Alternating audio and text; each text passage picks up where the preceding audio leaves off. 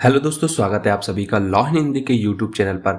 आज के वीडियो में हम बात करने वाले हैं डिफॉल्ट बेल के बारे में, जिसे हिंदी में अनिवार्य या चूक जमानत कहते हैं, और साथ ही जानेंगे इससे संबंधित कुछ इंपॉर्टेंट केसेस को। तो अच्छे से समझने के लिए बने रहे वीडियो में शुरू से लेकर अंत तक। और आपने अभी तक चैनल को सब्सक्राइब नहीं किया है तो चैनल को सब्सक्राइब कर लें, जिससे आने वाले इंपॉर्टेंट वीडियोज आपसे मिस ना हो। डिफॉल्ट बेल पर बात करने से पहले बेल यानी कि जमानत क्या होती है, इसके बारे में कुछ बेसिक बातों को जान लेते हैं, जिससे इस टॉपिक को और अधिक अच्छे से समझ सकें। जमानत का अर्थ क्या होता है? सबसे पहले बात करें हम जमानत क्या होती है। जमानत से तात्पर्य अपराध के अभियुक्त व्यक्ति को इस बात की प्रतिभूति लेकर अभिरक्षा या निरोध से स्वतंत्रता प्रदान करना है कि जब भी उसको न्यायालय के समक्ष बुलाया जाएगा वह न्यायालय के समक्ष हाजिर होगा। सीआरपीसी में 4 प्रकार से अपराधों को वर्गीकृत किया गया है: संज्ञेय अपराध, असंज्ञेय अपराध, जमानती अपराध एवं अजमानती अपराध। बात करें जमानती एवं अजमानती अपराध की, तो इनको दंड प्रक्रिया संहिता की धारा 2A में परिभाषित किया गया है। धारा 2A के अनुसार जमानती अपराध वे होते हैं जिन्हें संहिता की पहली अनुसूची में जमानत के रूप में दिखाया गया है या किसी तत्समय प्रवर्त विधि के द्वारा उन्हें जमानतीय बनाया गया है। और यदि बात करें अजमानती अपराधों की, तो अजमानती अपराध वे होते हैं जो जमानतीय अपराध से भिन्न होते हैं। तो इस प्रकार हमने देखा कि जमानती अपराध वे होते हैं जिनको पहली अनुसूची में जमानत के रूप में दिखाया गया हो या किसी अन्य विधि में जमानती बनाया गया है। इसके अलावा यदि कोई ऑफेंस होते हैं तो वो अजमानती होते हैं।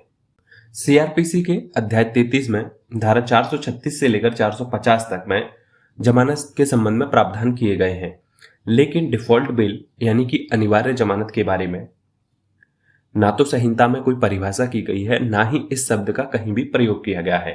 लेकिन जैसे एफआईआर को धारा 154 में निहित माना जाता है, ठीक उसी प्रकार से डिफॉल्ट बेल यानी कि चूक जमानत को धारा 167 की उपधारा 2 में निहित माना जाता है। जब किसी अपराध के अभियुक्त व्यक्ति को गिरफ्तार करके अभिरक्षा में निरुद्ध किया जाता है, तब अन्वेषण एजेंसी को ऐसा प्रतीत होता है कि अन्वेषण धारा 57 में विहित 24 घंटे के भीतर पूरा नहीं किया जा सकता है और अभियुक्त को अन्वेषण के प्रायोजन से अभिरक्षा में निरुद्ध करना आवश्यक है। तब अन्वेषण एजेंसी अभियुक्त को जो भी निकटतम मजिस्ट्रेट होगा उसके सामने लेकर जाएंगे। धारा 167(2) के प्रावधानों के अनुसार जब अभियुक्त को इस प्रकार मजिस्ट्रेट के सामने लाया जाता है, तब ऐसा मजिस्ट्रेट अभियुक्त को अधिकतम 15 दिन के लिए पुलिस अभिरक्षा में सुपुर्द कर देगा। इसे ही हम पुलिस रिमांड या पुलिस कस्टडी के नाम से जानते हैं। यदि अभियुक्त को 15 दिन से ज्यादा की अवधि के लिए अभिरक्षा में रखना है, तब अभियुक्त को मामले में अधिकारता रखने वाले मजिस्ट्रेट के पास लेकर जाया जाएगा। तब ऐसा मजिस्ट्रेट अभियुक्त को अधिकतम 90 दिन के लिए पुलिस अभिरक्षा के अतिरिक्त अभिरक्षा में निरोध प्राधिकृत कर सकेगा यदि अपराध मृत्युदंड, आजीवन कारावास या न्यूनतम 10 वर्ष या उससे अधिक के कारावास से दंडनीय हो। और यदि उपरोक्त अपराधों से भिन्न कोई अपराध है, तब उस दशा में अधिकतम 60 दिन के लिए अभिरक्षा में निरोध प्राधिकृत कर सकेगा। इसे ही हम जुडिशियल रिमांड या जुडिशियल कस्टडी के नाम से जानते हैं। जब अन्वेषण एजेंसी 90 या 60 दिन जैसी भी स्थिति हो कि समाप्ति पर भी अपना अन्वेषण का कार्य पूरा नहीं कर पाती है, तब अभियुक्त जमानत पर छोड़े जाने का हकदार होगा। और यदि वह जमानत देने को तैयार है और जमानत दे देता है, तब उसे जमानत पर छोड़ दिया जाएगा। इस प्रकार यह कहा जा सकता है कि अन्वेषण एजेंसी के चूक अर्थात डिफॉल्ट के कारण जो जमानत का अधिकार मिलता है, उसी को डिफॉल्ट बेल यानी कि अनिवार्य जमानत कहते हैं। तो अन्वेषण एजेंसी की चूक के कारण जो जमानत का राइट मिलता है, उसे ही हम डिफॉल्ट बेल कहते हैं। लेकिन धारा 167 की उपधारा 2 का स्पष्टीकरण एक ये कहता है कि अभियुक्त को डिफॉल्ट बेल का अधिकार होने पर भी उसे अभिरक्षा से नहीं छोड़ा जाएगा यदि वह जमानत देने के लिए तैयार नहीं है। तो इस प्रकार से अभियुक्त व्यक्ति को जमानत का राइट, डिफॉल्ट बेल का राइट तो होता है, लेकिन यदि वह जमानत देने को तैयार नहीं होता तो उसे जमानत पर नहीं छोड़ा जाता। अब बात करते हैं डिफॉल्ट बेल के बारे में सुप्रीम कोर्ट की क्या राय है।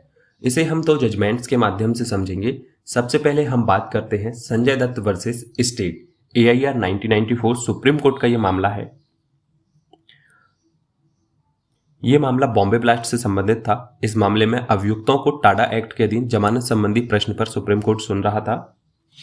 सुनवाई के दौरान सुप्रीम कोर्ट ने डिसाइड किया कि सेक्शन 167 के सबसेक्शन 2 के अधीन यथास्थिति 90 या 60 दिन की अवधि के भीतर अन्वेषण एजेंसी अपना अन्वेषण करने में चूक करती है, तब अभियुक्त को जमानत पर छोड़े जाने का अहस्तक्षेपणीय अधिकार, अर्थात जिसमें किसी प्रकार का हस्तक्षेप नहीं किया जा सकता, प्राप्त हो जाता है।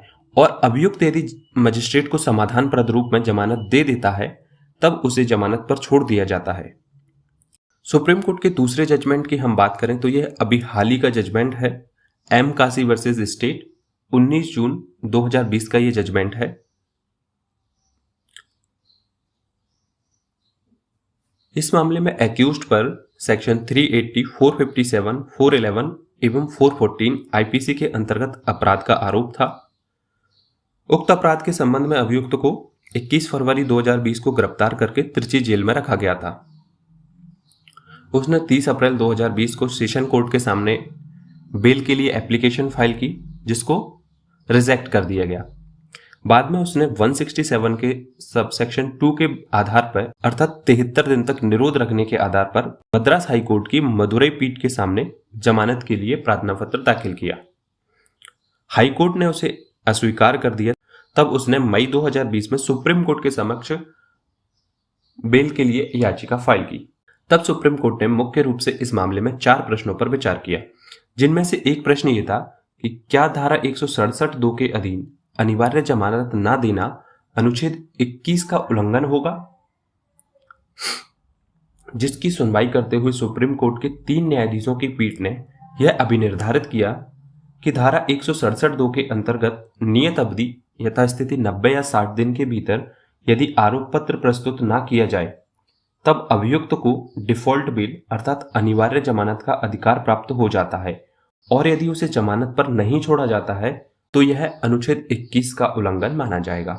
इस प्रकार से सुप्रीम कोर्ट ने यह डिसाइड किया कि एक्यूज्ड का जो 167(2) के अधीन डिफॉल्ट बेल का राइट अराइज होता है, और यदि जमानत नहीं दी जाती है तो वो आर्टिकल 21 का वायलेशन होगा। इस प्रकार से हम कह सकते हैं कि डिफॉल्ट बेल का राइट सेक्शन 167 के 2 से प्राप्त होता है, और इस पर अध्याय 33 के जमानत संबंधी सभी प्रावधान लागू होते हैं।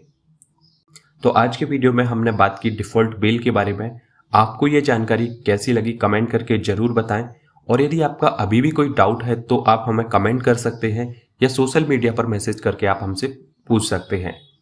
वीडियो को लाइक करें और अपने दोस्तों के साथ शेयर करें, और अभी तक आपने चैनल को सब्सक्राइब नहीं किया है तो चैनल को सब्सक्राइब कर लें, जिससे आपके लिए हम ऐसे ही और इम्पोर्टेंट वीडियोस लेकर आते रहें।